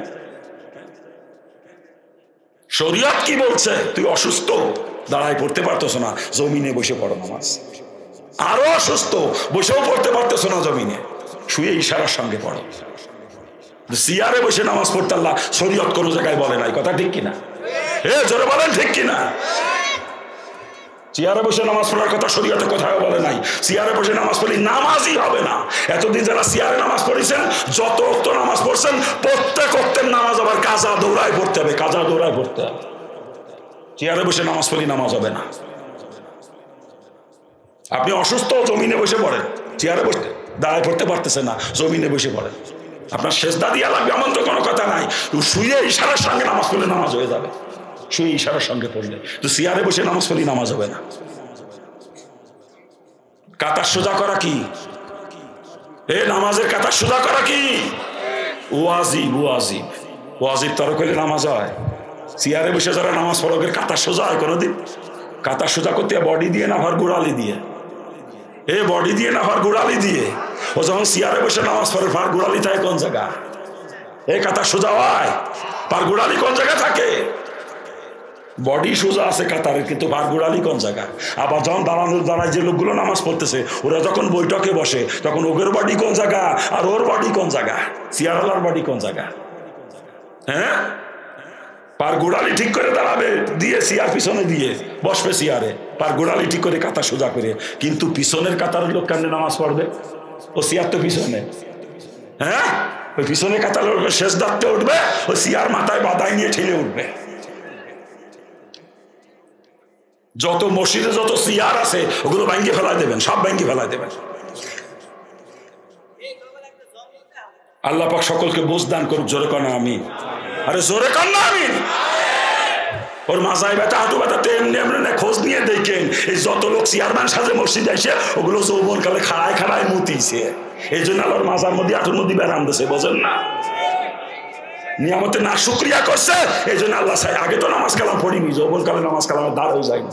যখন চোল দুটি একটা পাক ধরছে, দাড়ি পাক ধরছে, দাঁত নড়িছে দুটি একটা, কানে কম শোনে, সহি কম দেয়, বোঝে যে এক পা কবরে চলে গেছে, ওই সময় বুড়ো খাটাস নামাজ পড়া ধরে ওই সময়। আর তখন মসজিদে যাইয়ে চেয়ারম্যান সাজে বিয়ে কেলেন। তা খারাপ লাগতেছে আপনাদের নাকি? খারাপ লাগে বাজান? তা কোথায় রাখছি কথা?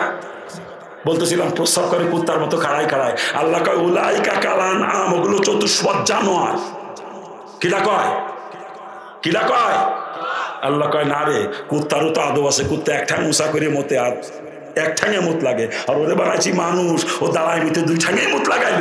আল্লাহ কয় বাল হোম আদাল, ওটা কুত্তার থেকেও খারাপ, ওটা শুয়োরের থেকেও নিকৃষ্ট। আমি কইছি? আমি কইছি? কইছে কেডা? কইছে কেডা? যদি রাগ হয় তার উপরে যে রাগ করো, গেছে কইছে, আমার উপরে না, খবরদার আমি কই নাই। আল্লাহ কোরআনের মধ্যে কইছে ওগুলো উলাইকা কালান আম বাল হুম আদাল, ওগুলো চতুষ্পদ জানোয়ার, বরং তার থেকেও নিকৃষ্ট। যার খাসলাত জানোয়ারের মতো। কি কয়? দাঁড়ায় মুতা খাসলাত হলো জানোয়ারের। যার খাতলাত জানোয়ারের মতো, আল্লাহ কয় ওগুলো জানোয়ার। কয় না রে, মানুষ বানাইছিলাম, জানোয়ারের খাসলাতে চলে, ওটাও জানোয়ারের তেও খারাপ। আল্লাহ পাক সকলকে বুঝ দান করুন। খারাপ লাগতেছে আপনাদের নাকি? খারাপ লাগতেছে বাজার? ভালো লাগা ওয়াজ আমার জীবনে কোনোদিন করিনি, নিয়ত করছি মরার আগের দিন রদ্দু করবো না। মুসলমানের কাজে লাগা ওয়াজ করবো। পাও ধরিছি, জীবনে দাঁড়ায় পায়খানা প্রস্রাব করেন না কোনোদিন, জীবনে দাঁড়ায় প্রস্রাব করেন না। দাঁড়ায় প্রস্রাব করা কবিরা গুনাহ, আর একটা কবিরা গুনার নিম্নতম সাজা ৭,০০০ বছর জাহান্নাম। চিৎকার দিয়ে বলে নাউজুবিল্লাহ। আরে জোরে করো নাউজুবিল্লাহ। আল্লাহ পাক সকলকে বোঝার তৌফিক দান করুন। আরে জোরে কর না। আমিনও কইবার সানা, যদি আবার কবুল হয়ে যায়। কার বাদ দেখছে না? যে কথা বলতেছিলাম বাজান, কোন জায়গায় আছে রসুলের তরিকা? ব্যবসার মধ্যে নাই, চাকরির মধ্যে নাই, কৃষিকাজের মধ্যে নাই, খানা খাওয়ার মধ্যে নাই, ঘুমের মধ্যে নাই, পায়খানা প্রসাবের মধ্যে নাই, বিয়ে শাদী যা হচ্ছে আমাদের সমাজে বর্তমান, এর মধ্যে কি রসুলের তরিকা আছে? এর মধ্যে রসুলের তরিকা আছে? অথচ সুন্নাত তরিকার খেলাফ কোন আমলই আল্লাহ কবুল করে না। আপনি নামাজ পড়েছেন সুন্নাত তরিকার খেলাফ, নামাজ হবে? রোজা রেখেছেন সুন্নাত তরিকা লাগবে, রোজা হবে? তদুবার বিয়ে করেছে সুন্নাত তরিকার খেলাফ, আপনার বিয়ে হয় নাই বাজান, আপনার বিয়ে হয় নাই। ওই যে স্বামী স্ত্রী নামে সারা জীবন যে মিলামিশা করতেছেন, অবৈধ মিলামিশা, জিনা। জিনা আর জিনার মাধ্যমে সন্তান জন্ম দিলে কি হয়? এই কথা কন না কে? জিনার মাধ্যমে সন্তান জন্ম দিলে কি হয়? বাংলায় কর না যাওরা। যাওরা বর্তমানে জন্ম দিচ্ছেন আপনারা যাওরা, কারণ সুন্নাত তরিকায় বিয়ে করেন নাই তো আপনি। আপনার ঘরে সন্তান যে কটা জন্মছে সব কটা যাওরা, আপনার বিয়ে হয় নাই। আল্লাহ যে বিয়ে কবুল করে না, ও বিয়ে কোনো বিয়েই না। কি কথা ঠিক না? আর সুন্নাত তরিকার খেলাফ কোনো আমলই আল্লাহ কবুল করে না, কোনো আমলই না। যেই বিয়ে সুন্নাত তরিকার খেলাফ, ও বিয়ে আল্লাহ কবুল করে নাই। আর এই জন্য বর্তমান মুসলিম সমাজে অধিকাংশ মুসলমানের ঘরে যার সন্তানের পয়দা হচ্ছে, যার সন্তান। আর এই কারণে বর্তমান দেখবেন পোলা বাপের গাছ দেখা দিয়ে বাড়িতে বাইর করে দেয়। স্ত্রীর কথা মতো পোলা মারে, জুতো দিলে পিঠে। ওটা ইয়াবা খায়, ইয়াবা। বাবা খায় বাবা। ওটা গাঞ্জা খায়, ও বদমাইশ মদ খায়। এমনি এমনি তো না, ওগুলো যাওরা। যাওরা। আর যারও সন্তান কখনো মা বাপের কথা শোনে না, কখনো না। অবৈধ সন্তান কখনো মা বাপের কথা শোনে না। এই জন্য বর্তমান মুসলিম সমাজের এই অবস্থা, দুরবস্থা। অধিকাংশ মুসলমানের সন্তান বর্তমানে নাস্তিক মার্কা হয়ে যাচ্ছে। এর পিছনে একমাত্র কারণ সুন্নাত তরিকায় মুসলমানের বিয়ে হচ্ছে না।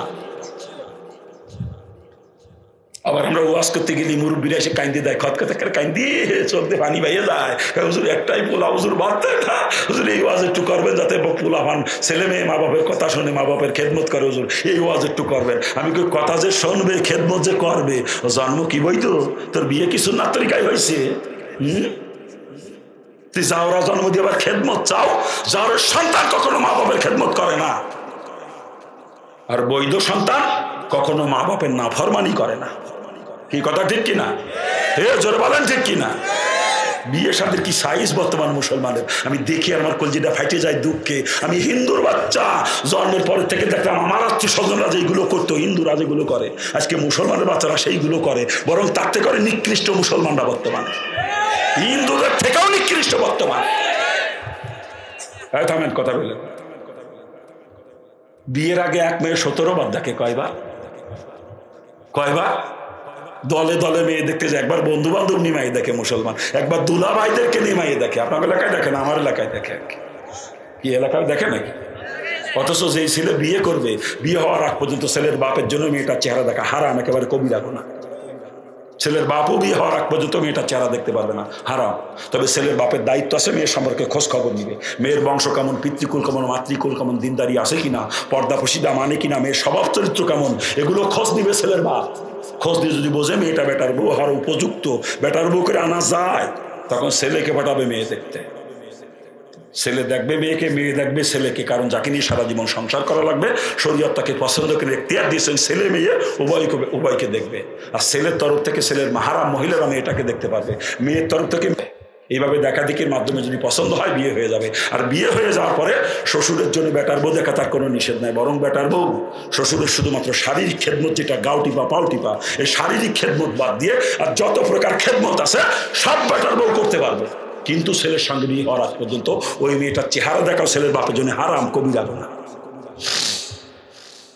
দুঃখ তবু ক জায়গা তবলিগের মোবালেক বছরে বছরে চিল্লাম আরে বদমাইশ। এই বদমাইশ পোলার জন্য মাই দেখতে যায়, মনে যে পাত্রে জুতো খুলে সাইজ করতে পারতাম। ওরে ও সরমুনার মুরিদ, নামাজ পড়ে 9 ওয়াক্ত, 9 ওয়াক্ত নামাজ পড়ে। এর কোনোটা বাদ দেনা করে 9 ওয়াক্ত পড়ে। এই বদমাইশ পোলার জন্য মাই দেখতে যায়। দুঃখ তবু কোন জায়গা, ওগুলো জুতো দিয়ে ভিটে বেঁধে। খালি কি তাই টাইটেল পাস মাওলানা, ছেলের জন্য মাই দেবে বলে আলেম। এই আলেম নামের কলঙ্ক, ওই বদমাইশ আলেম করলে গুনাহ হবে। ও ফুলার জন্যই মায়ের দেখতে যায় বদমাইশ। এই তুই মাসালা জানো না? ছেলের সঙ্গে বিয়ে হওয়ার আগ পর্যন্ত ওই মেয়েকে বিয়ে করা নিজের জন্য জায়েজ আছে। এই মাসালায় যদি না জানবি, আলেম হইছ কি খাই তুই বদমাইশ? ঘোড়ার ঘাস খাই আলেম হইছ। আলেম হইয়া ছেলের জন্য মায়ের দেখতে যায়। আবার পোলার মা কি কয় জানেন? পোলার মা কয় আমার একটা বেটির জামাই আমার একটা বেটির জামাই, আমার বেটির জামাই রে মায়ে দেখতে নিল না, আমি ওর বিয়ের মধ্যে নাই। ও বলে মা ওটা তাজা শয়তানি, তাজা শয়তানি। এ শয়তানি, তোর ভোলার বড় তোর বেটির জামাই দেখবে কি জানি শয়তানি? হ্যাঁ, আমার একটা বেটির জামাই বদমাইশ মহিলা।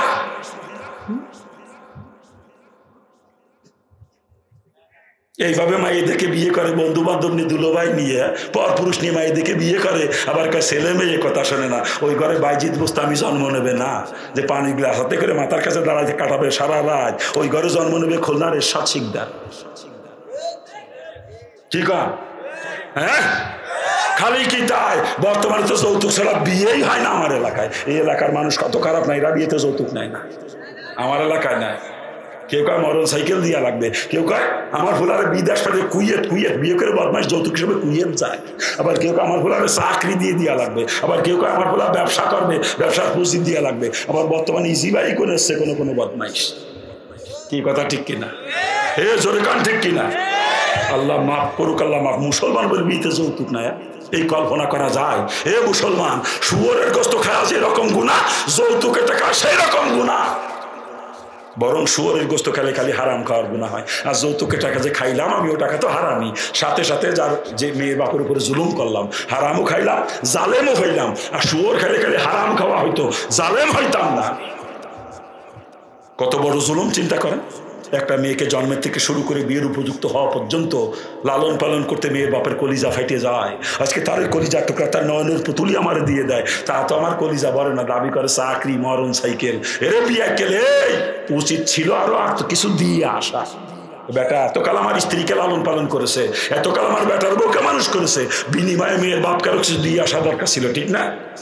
তা তো দেবেই না, ওইটা দাবি করে ফ্রিজ, রঙিন টেলিভিশন, বদমাইশ কোথাকার। যৌতুক নিয়ে করো বিয়ে, আবার ছেলে মেয়ে কথা শোনে না। ওই ঘরে মেয়ে জন্ম নিলে রাবেয়া বস্তি হবে না, হবে তসলিমা নাসরিন।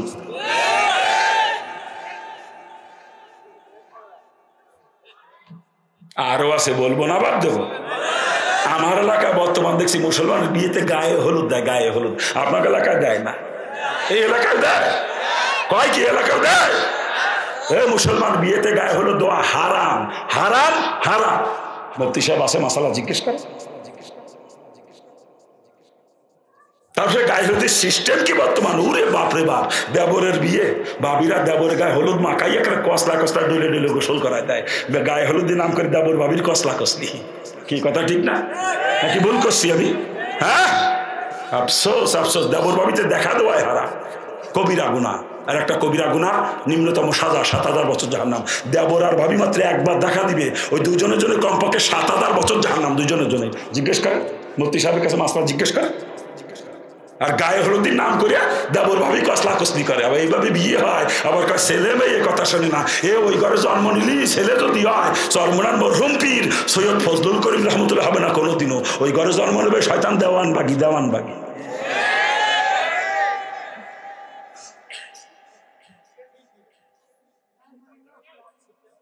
আমি হিন্দুর বাচ্চা, জন্মের পর থেকে দেখলাম আমার আত্মীয় স্বজনরা এইগুলো করে। আর আজকে দেখি আপনারা মুসলমানরা ওই হিন্দুদেরকে ছেড়ে একদম নিচে নেমে গেছেন। আপনাদেরকে মুসলমান বাপ তো ঘৃণা লাগে, কি আর মুসলমান? ইসলাম তো আপনাদের মধ্যে নাই, খালি গরু খাইয়ে আসছে লুকাইতে মুসলমান দাবি করেন। মুসলমান আমি আপনারা না। আমি জন্মেছিলাম হিন্দুর ঘরে, এখন আমি মুসলমান। আপনারা মুসলমান পরিচয় দিয়েন না, কারণ যেগুলো আপনারা করেন এগুলো মুসলমানের কাজ না। মুসলমান এগুলো করতে পারে না কখন। আরো আছে, বলবো না, বাদ দেবো? বলবো। মুসলমানের বিয়েতে মহিলারা বরযাত্রী যায়, আপনার এলাকায় যায় না, আমার এলাকায় যায় দেখছি। এই এলাকায়ও যায়, এই এলাকায়ও যায়। আচ্ছা করেন, আপনার মেয়েকে আপনার স্ত্রীকে যে বিয়েতে বরযাত্রী পাঠাইছেন, একটু চিন্তা করেন না? আজ পর্যন্ত বিয়ের বরযাত্রী যে কোনো মহিলা সেখান থেকে খালি হাতে ফিরতে পারে নাই। কমপক্ষে যুবকদের কেন গুতো খেলেও খাই আসা লাগ। কোনো মহিলা বুকিয়ার দিয়ে কথা বলতে পারবে না আমি বিয়ের বরযাত্রী গেছি অথচ পর পুরুষের ঘষা খাই নাই। এ কোনো মহিলা বুকিয়ার দিয়ে বলতে পারবে না। চ্যালেঞ্জ, এটা আমার চ্যালেঞ্জ। তা আপনার স্ত্রীকার মেয়েকে যে বিয়ের বরযাত্রী পাঠাইছেন ওই পর পুরুষের ঘষা খাওয়ার জন্য নাকি? দোষ কিন্তু মহিলাদের না, দোষ এই বেটাকের। কই আমার স্ত্রী তো জীবনে কোনো বিয়েতে বরযাত্রী গেল না। আপনার স্ত্রী যায়, আপনি পাঠান তাই যায়। আমার স্ত্রীকে, আমার মেয়েকে যদি আমি বিয়েতে বরযাত্রী যাইতে না দিই, যাওয়ার ক্ষমতা আছে? দোষ মহিলাদের না, দোষের বিয়াক্কেলের গোষ্ঠী। এগুলোর সাইজ করতে পারতাম তো। বিয়ে কিলো যুবতী বোর্ডার যুবতী মেয়েরারে পর পুরুষের কষা খাওয়ানি বিয়েতে বরযাত্রী পাঠায় দেয়, আবার মুসলমান পরিচয় দেয়, লজ্জা করে না?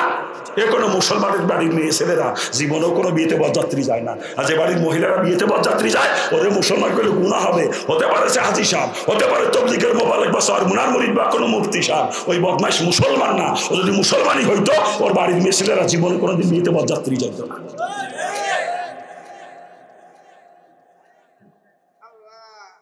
আরো আছে, বলবো না বাদ দেবো? বর্তমানে আমার এলাকায় নতুন বউ বিয়ে করে বাড়ি আনি মুসলমান হাল খাতা করে, ওরা নাম দিয়েছে বউ পাতা, আমি ওদের নাম দিয়েছি হাল খাতা। আপনার এলাকা হয় নাকি? আপনার এলাকা হয়? আপনার পোলা বিয়ে করাইছেন, ঘরে নতুন বউ আইছে, এতে আপনি খুশি। আর এই খুশিতে আপনার আত্মীয় স্বজনকে বা প্রতিবেশীদেরকে দাওয়াত করে খাওয়ানো সুন্নাত, যেটাকে বলা হয় অলিমা। কি বলে? অলিমা করা কি? অলিমা করা কি সুন্নাত। আপনি খুশিতে অলিমা করছেন, ঘরে নতুন বয়সে খুশিতে যাদেরকে দাওয়াত করছেন ওরা এসে খাইয়ে খুশি হয়ে দোয়া করতে চলে যাও, দোয়া করতে করতে। কসম খোদা, কারো কাছ থেকে কোনো বিনিময় নেওয়া হারাম।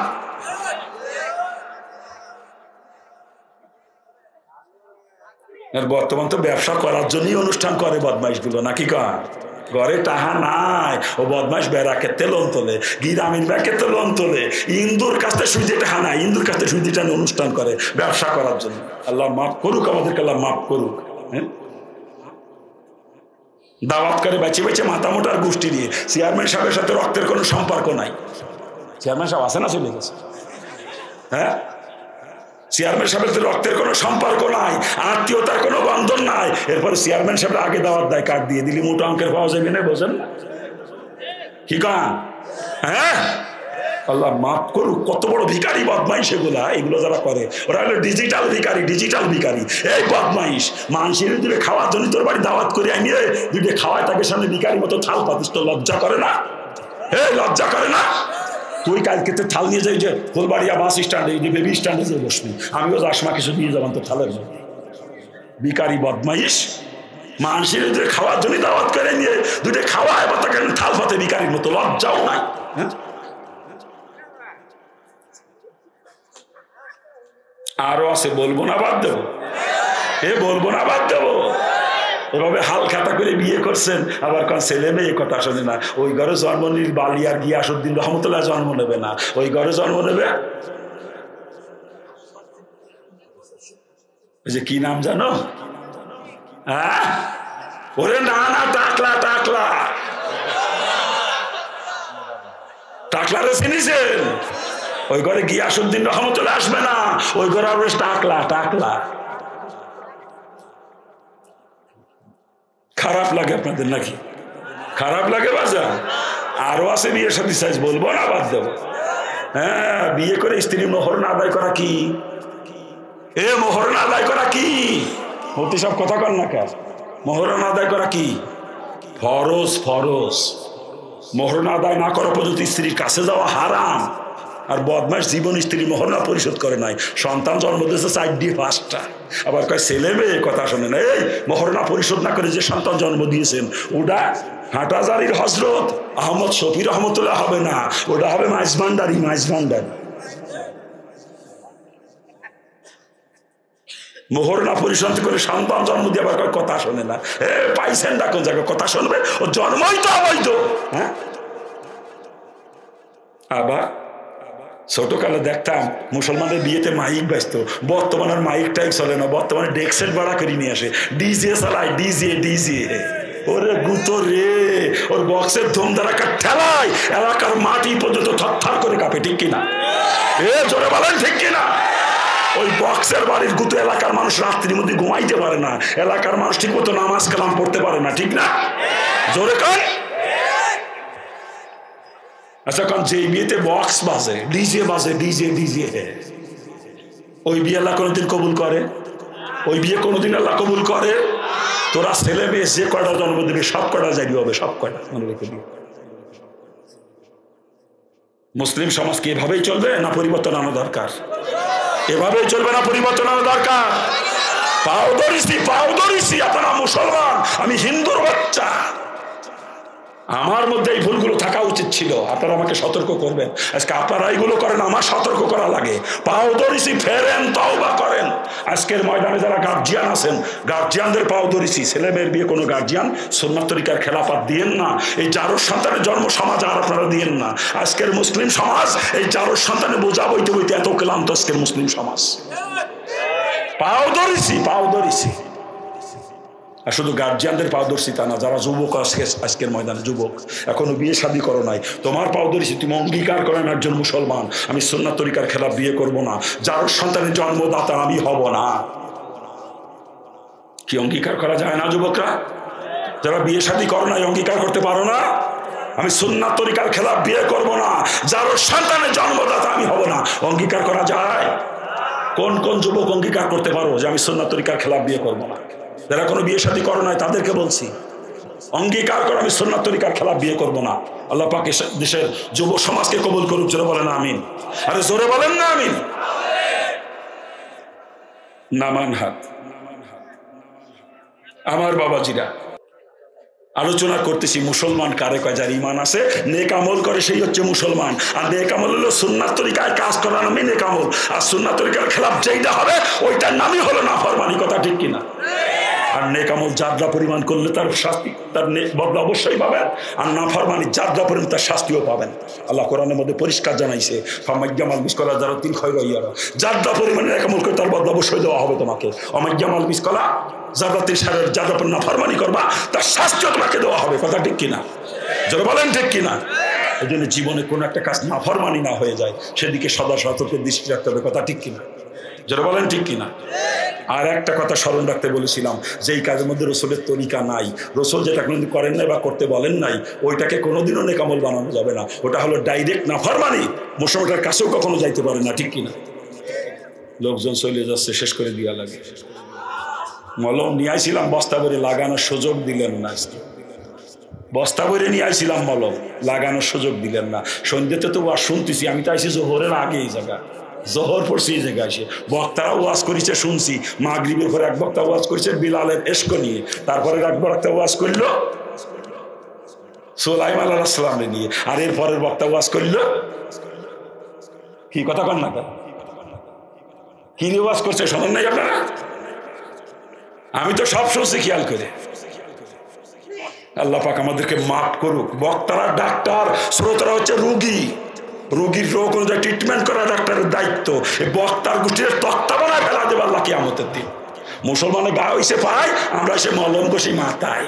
হ্যাঁ, মুসলমান জাহান্নামে যায় সুদ খাইয়ে, ঘুষ খাইয়ে, পরের হক নষ্ট করে বেপর্দায় চলে। আমরা ওয়াজ করি ইউসুফ জুলেখা, তোর বক্তাগিরি ছুটে যাবে। ওয়াজ করে তালই পীরের কারামতি, দাদা পীরের কারামতি। তোর পীরের কারামতি দিয়ে গেল লাভ ডাকি, ইরাক কি করে জাহান্নামের তাবাস। এই ওয়াজ কর, সেই ওয়াজ কর। মুসলমানের গা কোন জায়গা, তুই মলম লাগাস কোন জায়গা? আমি বাজান ধরা খাতি রাজি না। হিন্দুতে মুসলমান খালি জাহান্নামের বইতে, কসম খোদা জাহান্নামতে বাঁচার জন্যই মুসলমান হয়েছি। আবার আল্লাহ বানাইছে ডাক্তার আপনাকে চিকিৎসা করার জন্য, রোগ অনুযায়ী ট্রিটমেন্ট না করে আবার ধরা খাবো। আমি ধরা খাতি রাজি না। যেখানে মুসলমানের ঘা সেখানে আমার মলম। মলম নিয়ে আসছিলাম বস্তা বলে, সব রোগের ওষুধই আছে আমার কাছে, কিন্তু লাগানোর সুযোগ দিলেন না। লোকজন চলে যাচ্ছে, আমি সারা রাত ওয়াজ করবো। আমি কি বলদ নাকি অন্ধ? আমি কোনটা? অন্ধ যুগের মাইক ধরা দেবেন, ওয়াজ করতেই থাকবে। লোক উঠতে সব গেলে তার ওয়াজ বন্ধ হয় না, কারণ সে তো, এটা তার দোষ না, সে তো দেখে না লোক চলে যাচ্ছে। তা আমার সামনে একজন উঠলে আমি দেখতেছি, আল্লাহ আমার চোখ দিয়েছে। আপনারা উঠে উঠে চলে যাবেন আর আমার কবেন সারা রাত আমি বলদ নাকি? হ্যাঁ,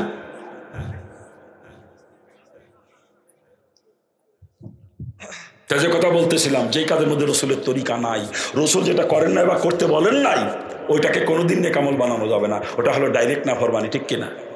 জোরে বলেন।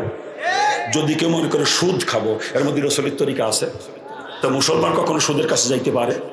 আমার যা মনে হয় বর্তমান সমাজে সুদখোর বাদ দিলে মানুষ খুঁজে পাওয়া কষ্ট হয়ে যাবে। কি কথা কন না কেন? দেখেন, আমরা যারা ধনী লেভেলের মানুষ, আমাদের প্রত্যেকের ব্যাংকে সুদ অ্যাকাউন্ট আছে। আমরা বড় লোকের গোষ্ঠী, ব্যাংকে টাকা জমা রেখে ব্যাংকে থেকে সুদ খায়। আর না হলে দেখবেন আমরা ধনী লেভেলের ব্যাংকের থেকে লোন নিই, বিভিন্ন প্রকার লোন। কেউ সিসি লোনে ব্যবসা করি, কেউ হাউস লোনে বাড়ি করি, কেউ কৃষি লোনে চাষবাস করি, ফার্ম করি, ট্র্যাক্টর কিনি, নাকি কান? জোরে কান। আমরা বড় লোকের গোষ্ঠী ব্যাংকে থেকে সুদ খাই না, ব্যাংকে সুদ দিই। আর যারা গরিব মানুষ, ব্যাংকে যাওয়ার ক্ষমতা নাই, দেখেন গিয়ে বউ লাগা দিচ্ছে, কেউ গ্রামীণ ব্যাংকের সমিতিতে, কেউ ব্যারাকের সমিতি, কেউ আশা সমিতি, প্রশিক্ষা সমিতি, বিভিন্ন যে সমিতির মধ্যে সুদের মধ্যে স্ত্রীকে ডুবাই রাখছে। ঠিক কিনা? হ্যাঁ, জোরে বলেন ঠিক কিনা? আবার কিছু কিছু বিয়াক্কেল মার্কা মুসলমান আছে বর্তমান সমাজে। আপনাদের এই এলাকায় নেই, আমার এলাকায় আছে। শতকরা হারে টাকা লাগায়, শতকরা 10 টাকা, হাজারে 100 টাকা।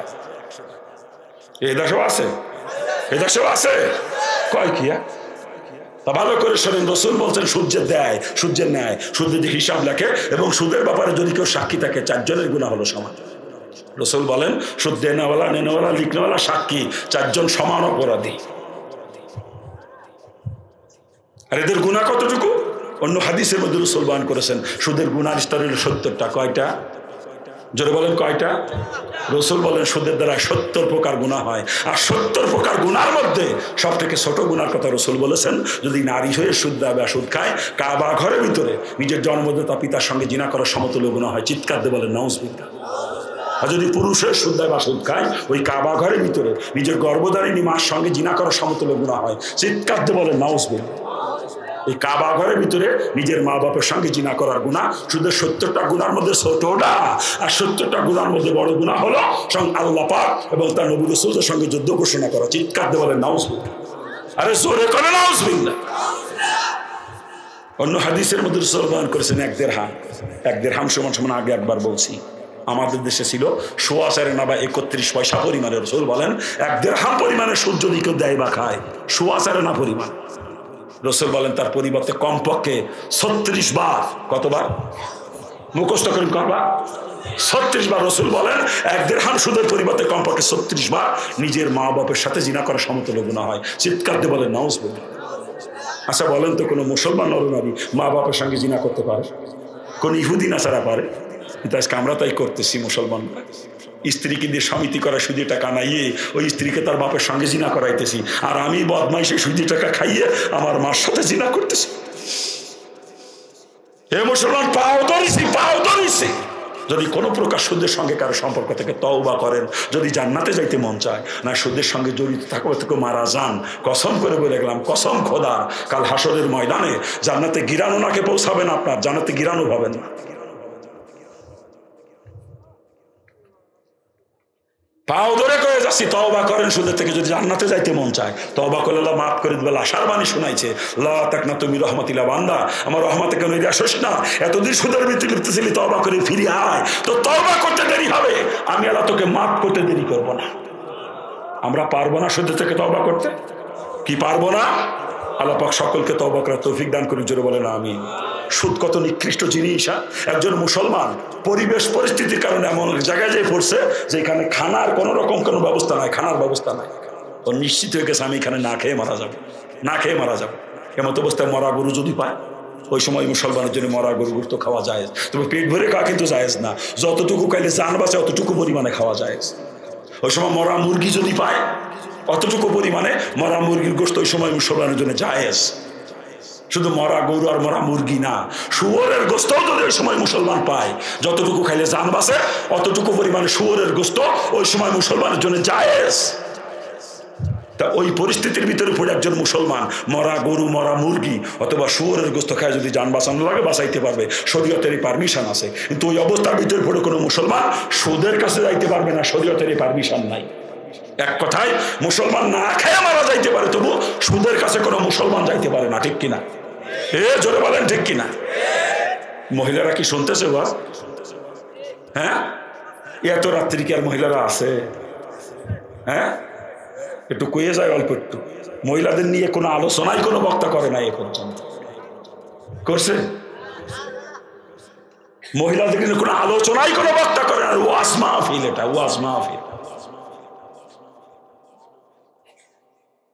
ওয়াজ পুরুষের থেকে মহিলাদের বেশি জরুরি দরকার। একজন মা যদি দিনদার হয়, পুরো পরিবারটা দিনদার হয়ে যায়। কি কথা ঠিক না? এই যে হযরত মহিলা মাদ্রাসা করছে, এরকম মহিলা মাদ্রাসা প্রত্যেক গ্রামে গ্রামে হওয়া দরকার। একজন মা যদি দিনদার হয়, পুরো পরিবারটা দিনদার হয়ে যায়। এই জন্য পুরুষের থেকে মহিলাদের ওয়াজ বেশি শোনা দরকার। কিন্তু সেই মহিলা কিন্তু বয়ানি করে না বক্তার গোষ্ঠী। ওই যে পাইছে কিচ্ছা কাহিনী, কিচ্ছা কাহিনী, বক্তাগিরি ছুটে যাবে, বক্তাগের তক্তা বানায় ফেলা দেবে বক্তার গোষ্ঠীর আল্লাহ কিয়ামতের দিন। কিচ্ছা কাহিনী রুয়াজ করে। মুসলমানের গা কোন জায়গা আর তুই মলম লাগাস কোন জায়গা?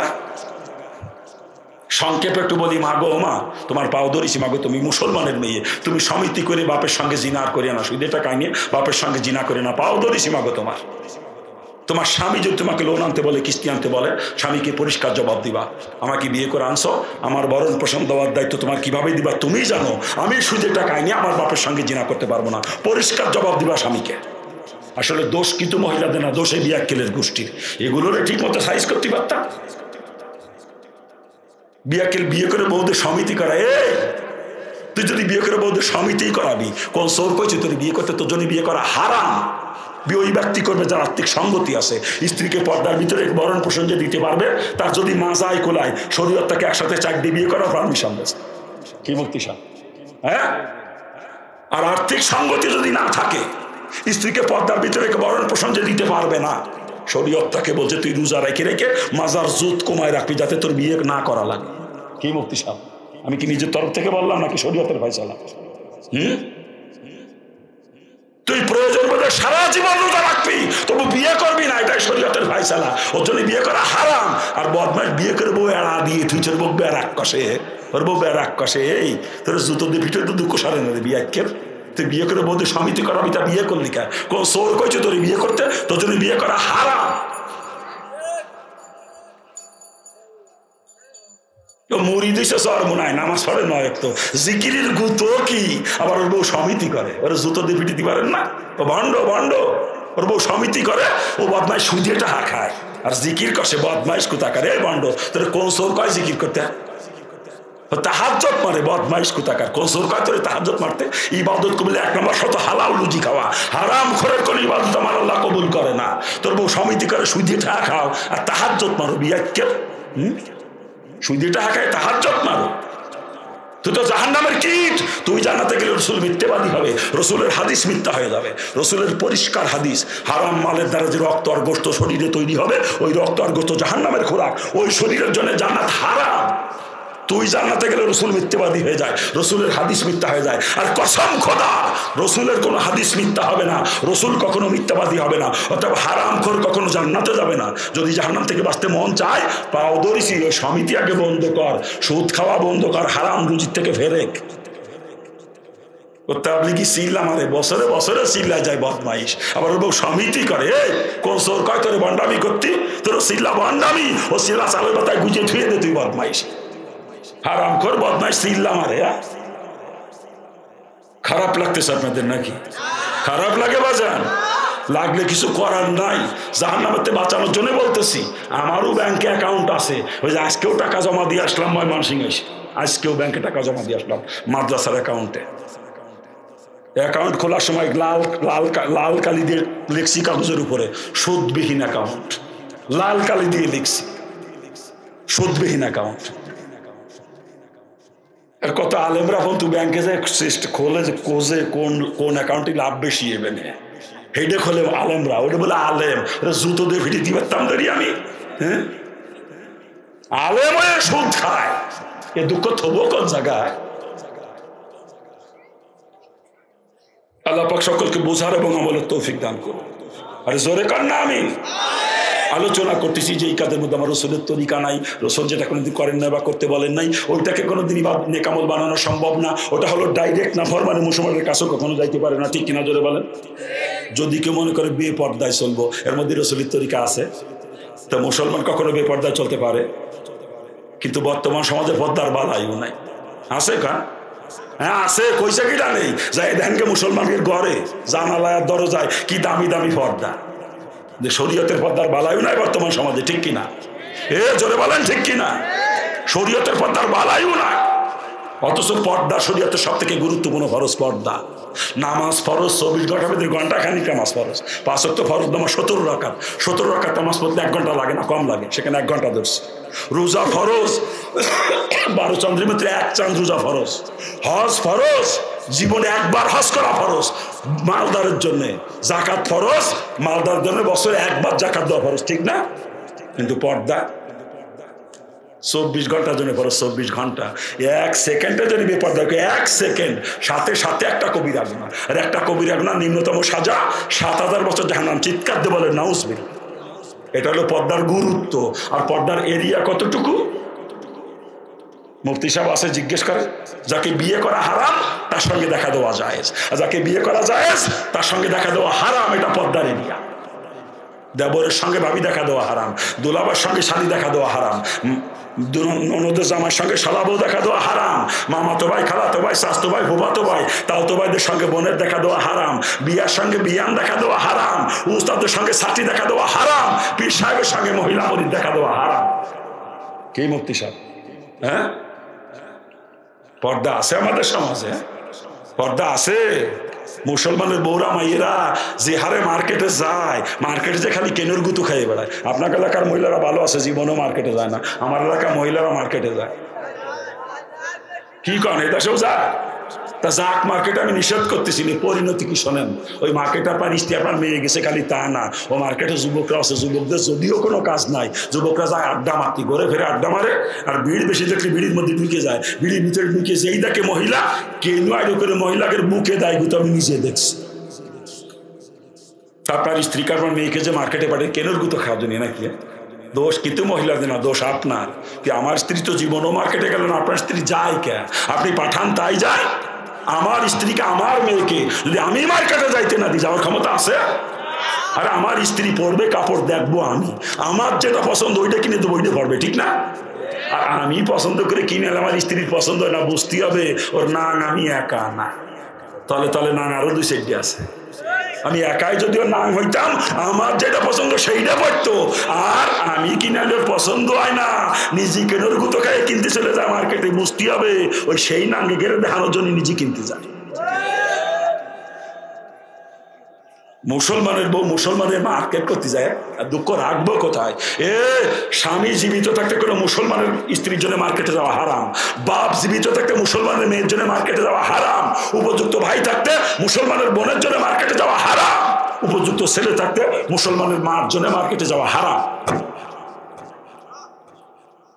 স্বামী মার্কেট করলে পছন্দ না, শয়তানি মহিলা, ওগুলো তাজা শয়তানি, ওরে তালাক দিয়া ফরজ, ওরে তালাক দিয়া ফরজ। আমি মার্কেট করে পছন্দ হয় না, ওটা আমার বউ, ওরা আমি সুমো দিবানে নাকি? তালাক দিয়ে মাজায় চলে লাঠি মারে বিদায় করবো শয়তানি দিয়ে। ও শয়তানি নিজেও জাহান্নামে যাবে, আমারও জাহান্নামে দেবে। ও মাগো রাগ করে না মাগো, তোমার ভাও ধরিছি মাগো, তোমার ভাও ধরিছি। তুমি মুসলমানের মেয়ে, তুমি মুসলমানের স্ত্রী, তুমি মার্কেটে যে পরপুরের সঙ্গে গল্প করো, দোকানের কর্মচারীর সাথে, দোকানের কর্মচারীর সাথে মিষ্টি মিষ্টি কথা কওয়া, শয়তানি।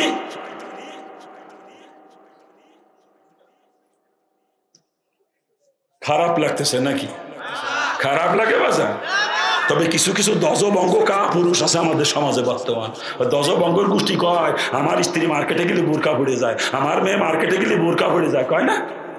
হ্যাঁ, কয় বোরকা পড়ে গেলে সমস্যা কি? আমি কয় হ্যাঁ ঠিক আছে, বোরকা পড়ে গেলে কোনো সমস্যা নাই, যতই বোরকা পড়ে যায় কেনোর গুতো মাপ নাই। কি কথা ঠিক কিনা? জোরে কান ঠিক কিনা? আর বর্তমান যে বোরকা পরে মহিলারা, ও বোরকা তো পর্দার জন্য পরে না, পরে ফ্যাশনের জন্য।